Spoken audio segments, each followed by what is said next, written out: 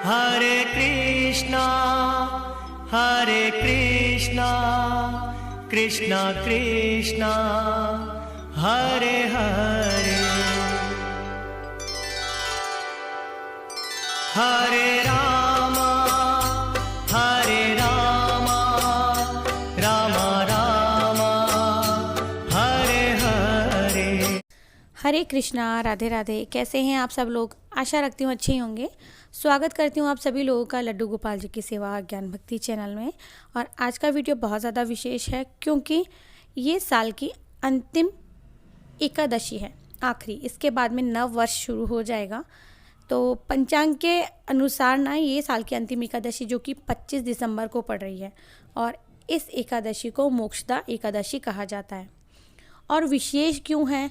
क्योंकि भाई जो क्रिसमस का पर्व है, तो हमारे यहाँ तो क्रिसमस के पर्व पर तुलसी का पूजन किया जाता है, और आपके यहाँ जिस प्रकार से मनाया जाता है आप उस तरह से मना सकते हैं। और विशेष इसीलिए है कि देखिए, तुलसी पूजन तो होता ही होता है, और इस दिन विशेष हमारी एकादशी पड़ रही है। तो पंचांग के अनुसार मार्गशीर्ष शुक्ल पक्ष की एकादशी जो आती है मार्गशीर्ष के महीने में, उसे मोक्षदा एकादशी कहा जाता है। और इस दिन कई शुभ योग भी बन रहे हैं धर्म कर्म की दृष्टि से। तो एकादशी व्रत का जो महत्व है वो क्या है कि एकादशी व्रत को सबसे विशेष और महत्वपूर्ण मानते हैं क्योंकि इस दिन श्री हरि विष्णु का पूजन किया जाता है। और ये एकादशी विशेष है क्योंकि सभी प्रकार के पापों का नाश करती है, मनोकामना को पूर्ण करती है और जीवन में सुख समृद्धि को लेकर आती है। महाभारत काल में भी श्री कृष्ण ने एकादशी का महत्व बताया था। और एकादशी व्रत के बारे में महाभारत काल में भगवान श्री कृष्ण ने युधिष्ठिर और अर्जुन को इसका महत्व समझाया था। और श्री कृष्ण के कहने पर ही युधिष्ठिर ने एकादशी व्रत रखकर विधि पूर्वक पूजा की थी, जिसके बाद से उन्हें महाभारत के युद्ध में सफलता प्राप्त हुई थी।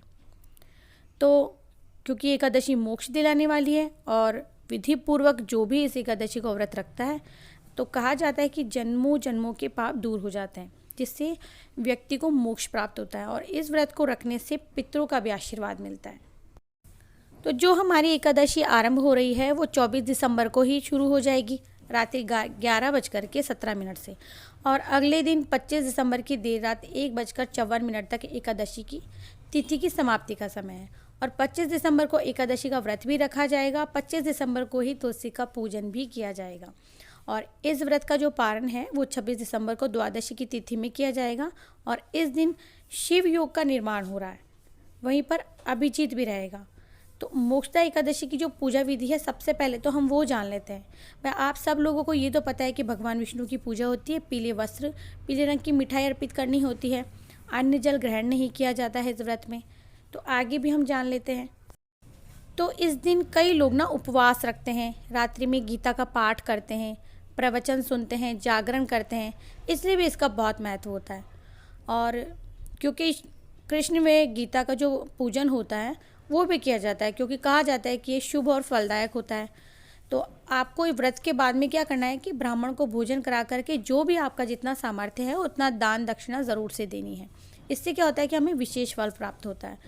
तो ये एकादशी क्योंकि मोक्षदा के नाम से है, तो भगवान श्री दामोदर जी की पूजा करें, धूप दीप नैवेद्य आदि अर्पित करें, उन्हें भक्ति पूर्वक उनकी आराधना करें। तो सुबह में आपको स्नान आदि से निवृत्त होकर के घर में पवित्र जल की छींटे भी आप मार दें जहां आप रह रहे हैं। आसपास के वातावरण को भी शुद्ध बनाकर रखें, क्योंकि एकादशी का व्रत आप कर रहे हैं। इसके बाद में आप जो अपनी पूजा की सामग्री है वो आराम से तैयार करके रख लें। पूजा का जो घर है वो आप साफ़ सुथरा कर लें। जहाँ आपको पूजा करनी है वहाँ पोछा वगैरह लगा करके आराम से साफ़ सुथरा कर लें। तुलसी की पत्ती और मंजरी आप एक दिन पहले ही उतार करके रख लें। तुलसी के पौधे पर पत्तियों के साथ में जो लंबी सी आती है ना, फूल से आते हैं, तो उनको मंजरी कहते हैं। कई लोग पूछते हैं दी मंजरी किसे कहते हैं, तो ये विशेष होती है। सबसे पहले तो आपको गणेश जी का पूजन करना है। आप चाहें तो अगर आपके पास कृष्ण जी की प्रतिमा है तो आप उनको बिठा करके पूजा कीजिए। श्री हरि की प्रतिमा है, आप उनको बिठा करके पूजा कीजिए। अगर आपके पास में गीता है तो गीता भी आप पूजा में अवश्य रखिए। याद रखिए, वापस बता रही हूँ कि इस दिन पूजा में तुलसी की मंजरियाँ विशेष होती है, तो वो ज़रूर से रखिए। आप पूजा पाठ करें, व्रत की कथा सुने, आरती करें, परिवार में जितने लोग हैं मिलकर के पूजा पाठ करते हैं तो उसका फल अवश्य मिलता है। जैसा कि मैंने पहले बताया कि श्री कृष्ण ने अर्जुन को युद्ध भूमि में यानी कि रणभूमि में उपदेश दिया था, तो आज के दिन उपवास रखकर रात्रि में आपको गीता का पाठ अवश्य करना चाहिए, गीता की पूजा ज़रूर करनी चाहिए। और एक ही बात कहूँगी कि जब हम कोई व्रत कर रहे होते हैं, कोई भी पूजा पाठ कर रहे होते हैं, तो उसमें सबसे ज़्यादा ज़रूरी होता है हमारे भावों का होना। सामग्री की कमी है चलेगा, कोई बात नहीं है, लेकिन भावों की कमी नहीं होनी चाहिए। ज़रूरी नहीं कि हर किसी इंसान के पास, हर किसी व्यक्ति के पास वो प्रत्येक चीज़ मौजूद हो जो कि होनी चाहिए। किसी के पास किसी न किसी चीज़ का अभाव हो सकता है, तो बस आपको पूजा पूरे मन से करनी है। आप श्री हरि का कीर्तन करें, उसके लिए भी हमें 2-5 लोगों की आवश्यकता कतई नहीं है, केवल हम अकेले भी कर सकते हैं। तो कोशिश ये करें कि ये जो व्रत आप कर रहे हैं इसमें अन्न जल ग्रहण ना करें। जो लोग प्योर भक्ति से ये व्रत करते हैं, कई लोगों के यहाँ क्या होता है किसी किसी घर में कि शाम को सूर्य डूबने से पहले, सूर्य के डूबने से पहले क्या होता है व्रत को खोल लिया जाता है, यानी कि सागार जिसे कहते हैं, फल या दूध कुछ भी ले लेते हैं और अगले दिन वो पारण करते हैं। और किसी किसी की यहाँ क्या होता है कि वो भी नहीं किया जाता है, अगले दिन ही वो तुलसी के पत्ते से व्रत को खोलते हैं। अब ये आपको तय करना है आप किस प्रकार से व्रत रख रहे हैं। इस व्रत की जो कथा है वह कुछ इस प्रकार से है। पंडित अरविंद गिरी ने बताया है कि पौराणिक कथाओं के अनुसार गोकुल नगर, जिसे चंपा नगरी भी कहा जाता है, वहाँ पर एक प्रतापी राजा वेखानस रहा करते थे। उन्हें संपूर्ण वेदों का ज्ञान था, बहुत प्रतापी एवं धार्मिक हुआ करते थे। इसी कारण प्रजा में खुशहाली थी। कई प्रखंड जो ब्राह्मण थे उनके राज्य में निवास किया करते थे। एक दिन राजा ने एक सपना देखा जिसमें उनके पिता नरक की यातनाएं झेलते दिखाई दिए। ऐसा सपना देखकर राजा बेचैन हो उठे। सुबह होते ही उन्होंने सपने की बात अपनी पत्नी से कही। राजा ने ये कहा कि इस दुख के कारण मैं चित्त नहीं धर पा रहा हूँ और ना ही मेरा चित्त कहीं लग रहा है, क्योंकि वह इस धरती पर संपूर्ण ऐशो आराम से रहा करते हैं और उनके पिता कष्ट में हैं। पत्नी ने कहा कि महाराज आपको आश्रम में जाना चाहिए। राजा आश्रम गए। वहाँ कई सिद्ध गुरु थे, सभी अपनी तपस्या में लीन थे। महाराज पर्वत मुनि के पास में गए, उन्हें प्रणाम किया और उनके समीप जाकर बैठ गए। पर्वत मुनि ने मुस्कुराकर उनके आने का कारण पूछा। राजा अत्यंत दुखी थे और उनकी आंखों से अश्रु की धारा लगातार बह रही थी।